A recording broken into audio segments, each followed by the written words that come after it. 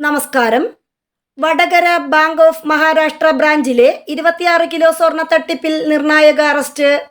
പ്രതി മുൻ bank manager മദ Jayakumar പിടിയിലായി. തെലങ്കാനയിൽ നിന്നാണ് പ്രതി പിടിയിലായത്. തെലങ്കാന പോലീസിന്റെ കസ്റ്റഡിയിലുള്ള മദ ജയകുമാറിനെ അറസ്റ്റ് ചെയ്യാനായി കേരള പോലീസിന്റെ അന്വേഷണ സംഘം പുറപ്പെട്ടു.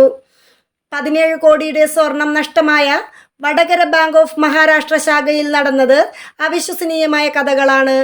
3 വർഷമായി ബാങ്കിലുണ്ടായിരുന്ന മാനേജർ സ്ഥലം മാറിപ്പോകുന്നു. പിറകെ എത്തിയ പുതിയ മാനേജർ നടത്തിയ പരിശോധനയിൽ ബാങ്കിലെ 26 കിലോ സ്വർണം വ്യാജമാണെന്ന് തെളിയുന്നു.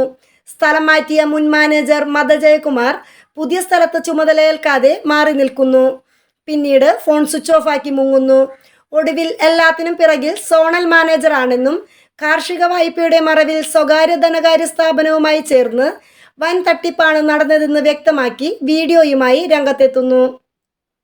സ്വകാര്യ ധനകാര്യ സ്ഥാപനത്തിന്റെ സ്വർണമാണ് പണയം വെച്ചതെന്നും സോണൽ മാനേജരുടെ നിർദ്ദേശപ്രകാരമാണ് കാർഷിക ഗോൾഡ് ലോൺ നൽകിയതെന്നുമായിരുന്നു മദ ജയകുമാറിന്റെ പ്രധാന വിശദീകരണം.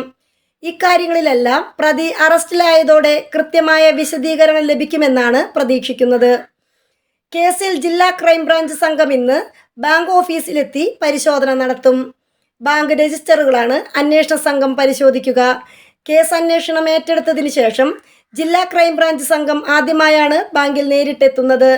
ബാങ്ക് മുൻ മാനേജർ മദ ജയകുമാറിന്റെ വീഡിയോയിൽ പറയുന്ന സ്വകാര്യ ധനകാര്യ സ്ഥാപനത്തെക്കുറിച്ചും അന്വേഷണം നടക്കുന്നുണ്ട്. ഇതിലെ ജീവനക്കാരെയും ഉടമസ്ഥരെയും അന്വേഷണ സംഘം നേരിട്ട് കാണും. തട്ടിപ്പിന് പിന്നിലുള്ള ആളെന്ന് ജയകുമാർ ആരോപിക്കുന്ന ബാങ്ക് സോണൽ മാനേജരെ ഉടൻ ചോദ്യം ചെയ്യാനാണ് പോലീസ് നീക്കം. News desk മലയാളാക്ഷരം.